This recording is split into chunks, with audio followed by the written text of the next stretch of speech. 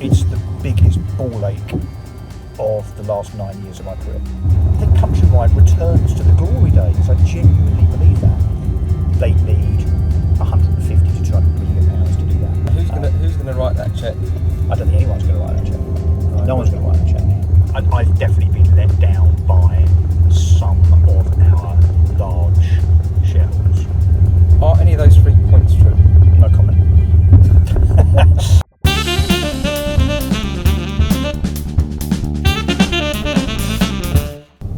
Nice to see you. How are you? I'm very well, mate. Busy man?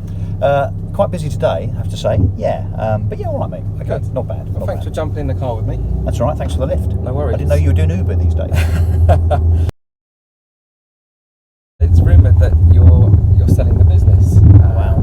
It's rumoured that Foxtons are going to buy it, and that there's boardroom unrest.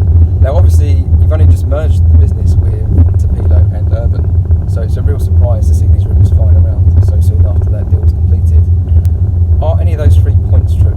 We are in talks with parties that have approached us with a view to acquiring the business. There are reasons behind that, which I can go into a little bit, I guess, insofar as why we're kind of in the position that we're in. But yeah, Sky News got hold of a leak last night, it seems, whereby they seem to have found out that we are talking to 1 or 2 individual businesses about acquiring us, or as I say, making a meaningful investment. So look, that is definitely accurate. The fact is that we did the merger deal with Tepilo and Urban back in June, so only about 5 months ago.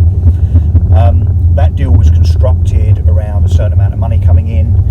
I can only really speak at that time for the Emoov shareholders, so people like Simon Murdoch, Gabby Salem, Maxwell Capital, etc., who've always been really, really just supportive and really stand-up guys, actually.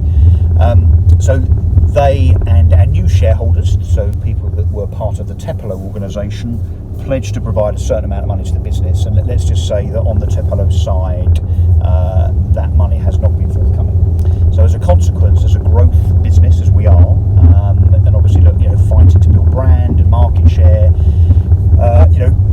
and I know there's a criticism in the industry as to the online hybrid guys wasting money, not making a profit, and so on.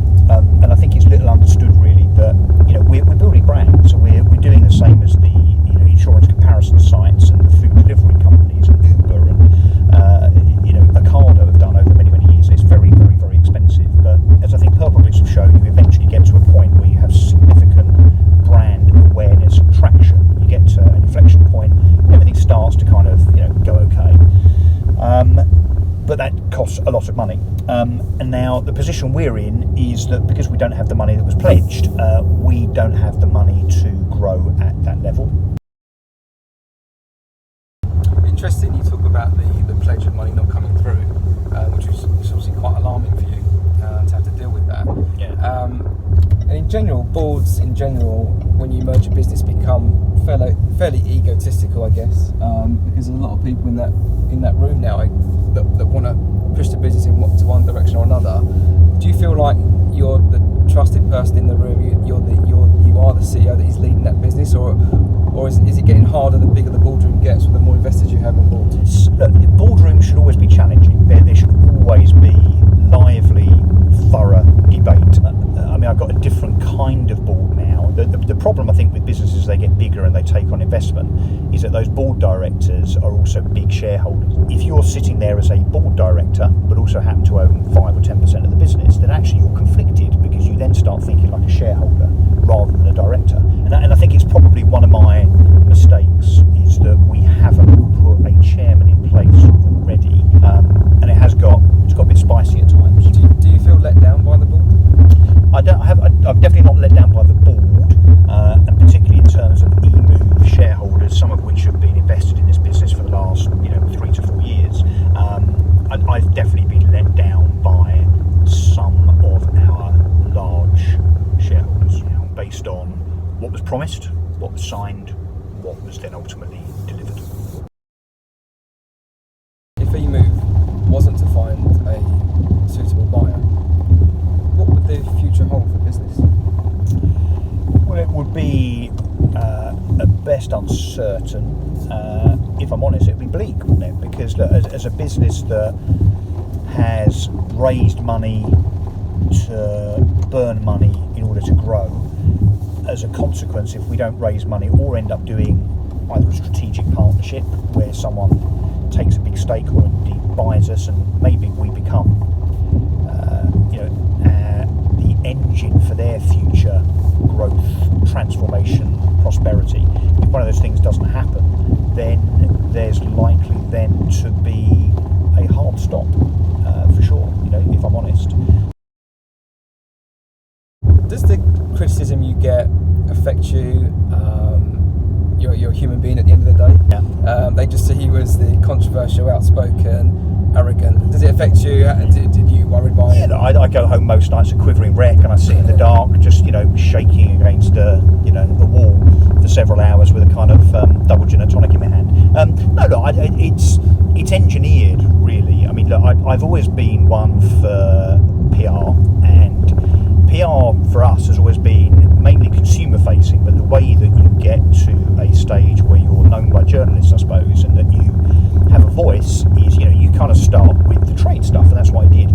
Now, interestingly, a lot of people still say that I'm controversial and outspoken. I haven't commented on Property Industry Eye, Estate Agent Today for probably 3 years. I don't court fights. There's definitely more than my fair share of people in the industry coming to me on Twitter, Facebook, etc. And trying to pick fights. It happens almost on a daily basis. And sometimes if I'm, I don't know, fancy a bit of brain exercise or a bit bored, I might indulge. But generally it's just banter. But in terms of being opinionated about the industry, I'm afraid I am. And not forgetting, I'm a traditional estate agent.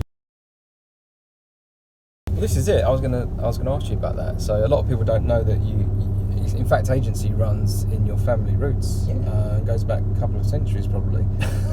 Yeah. We were selling mud huts in Colchester in Anglo-Saxon times back in the day. My dad was an estate agent. My grandfather started the original estate agency business back in the 50s. I literally grew up with estate agency. So, I've worked in the family business when I first left school in the 80s. Then my cousin Anthony and I and my dad founded a traditional estate agency business back in 1999, ran that for 10 years. So look, I've not just got it in my blood, I've done it. I've been a traditional agent. So I think I'm qualified to be able to say what's right and what's wrong with the industry. And look, both of those things, what's right and what's wrong. So look, there are things wrong with the industry. I think, look, accessibility, transparency, attitude, customer service, I think those things all must be improved. You look at what Amazon's done, what Booking.com, Just Eat, all of these businesses have basically focused on what the customer wants. I'm the first to admit that I think when it comes to cheap fees, although I don't believe that you get what you pay for, because I do believe that you can actually deliver a great service through brilliant technology, brilliant people, and that's really important. People and technology as a blend. So I do believe that you can provide great value at a lower price and still maintain good service. But I'm now the first to admit that unless you get to a scale that Purple Bricks have, which is where they're listing 30,000 homes on an annual basis and more, it's more now, but they basically got to critical mass in terms of their viability from a profit perspective at about 30,000 listings a year. Until you get to that in our industry, charging £800 or £900 is not viable, particularly as the sector has not grown as quickly as some of us, maybe you included, had hoped or anticipated. We all thought, 2018, 19, 20, online will have a 35% market share. It hasn't happened yet. Maybe it will, but I think we're probably 10 years away from that. So all the things you mentioned, like sales progression, checking the chain, being there for your vendor, and offering a sustainable level of service, is that all possible for under £1,000, or is that model broken now, do you think, because the shift hasn't happened? I think it's very, very hard to do that job for less than £1,000. I mean, the only reason... What figure do you put on that, on a fixed fee agency pay up front model for that to actually work? Well, if it was pay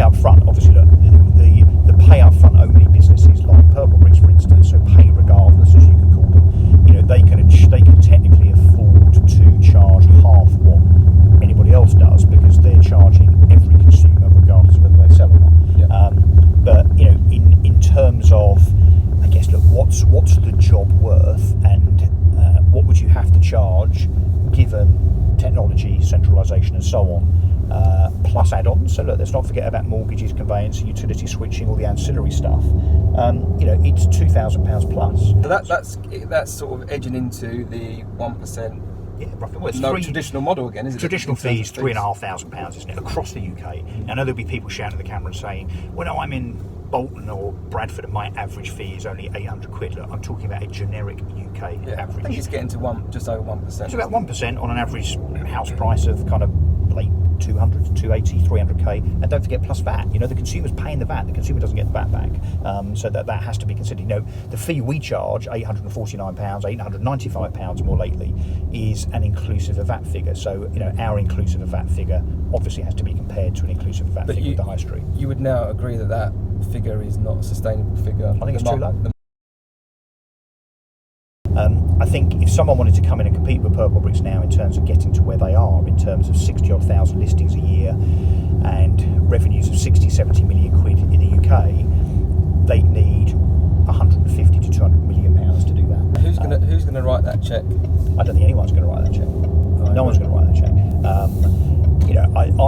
I honestly see fixed fee, upfront fees, so non-contingency, as probably stalling roughly where it is now. Do I see Purple Bricks growing to 25-30% of the UK market in their present model? No, I don't. The fee question, then there's the branch office question, isn't there, which you and I have talked about a lot. I think there's definitely room for branches.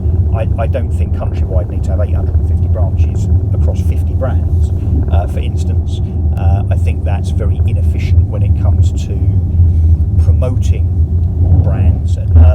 So I think that some branches are helpful, and if you like, maybe from the perspective of giving confidence to the consumer, trust and so on. But I think, as we've seen with the travel industry, the insurance industry and so on, you don't need to have, in Essex, for instance, 55 Countrywide branches. You maybe need 5 of one brand, and maybe you have a Bears to Weeds, a John D. Wood, and an online challenger brand, and maybe that's it.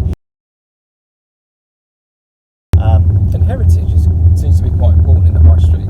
So a lot of agents have been there a long, long time, and they seem to have survived because the mums and the nans and the aunts and the sisters and whoever, they've all used them in the past. So it's hard to build a heritage. It's hard to build a heritage from, even if you've got 50, 100 million quid. Purple Bricks don't have a heritage yet. Yeah, but they've bought.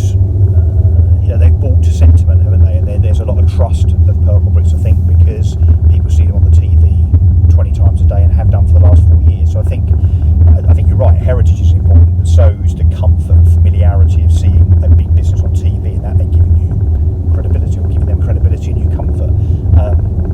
I think heritage is important, but heritage is almost irrelevant if you're not marketing that business to the consumer, to the population. So I guess, the ideal is a business with heritage that understands modern marketing and can use the best of both to good effect. Yeah. So maybe that's certainly an interesting combination. I think Countrywide could maintain its revenues as they are now, and indeed increase them, with probably 25% of its branches. So I would close something like 600 branches, but based on an individual business case for each branch, I would certainly close those that were either not profitable or had little prospect of being profitable, or indeed were abutted by lots and lots of other Countrywide branches. I think Countrywide returns to the glory days. I genuinely believe that. So over the years you've raised millions of pounds through various methods, including VC funds, crowdfunding, private individuals. How have you found fundraising in general, and what advice would you give any business that's looking to raise funds? It's the biggest ball ache of the last 9 years of my career. We've done crowdfunding twice, venture capital, private equity, a bit of bank debt, not that we have anymore. We have done media for equity with Channel 4, of course, which we did back in April. So we've done most types of funding. Predominantly our money, so 30 million quid we've raised over 4 years, that has come predominantly from high net worth individuals and from family offices. I found high net worth individuals and family offices to be the easiest to deal with because they're quite instinctive, rather than venture capital, who sit there with kind of 400 questions on a spreadsheet, and if you don't score 392 out of 400, the answer's no, Little Britain style. So high net worths and family offices, they tend to be quite entrepreneurial. That's where a lot of them make their money. So they kind of get the individual and the team and the grit and the determination, all that stuff. But it's founder friendly, would you say? Yeah, they are more founder friendly.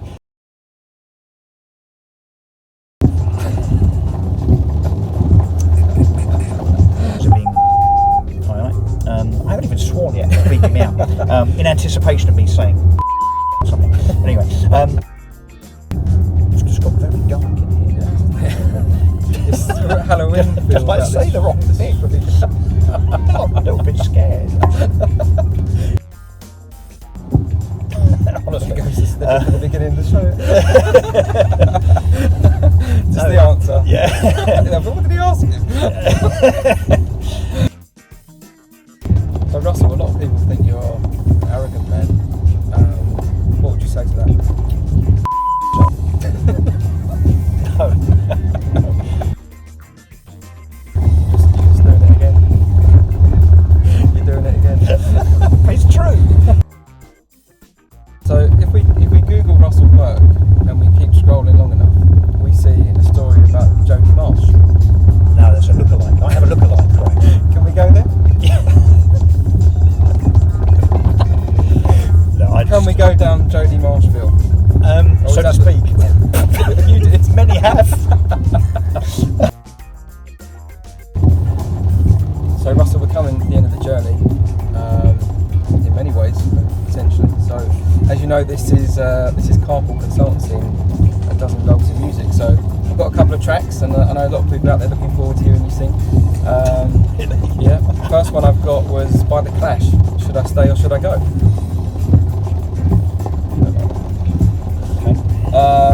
How about Andrea Bocelli, Time to Say Goodbye?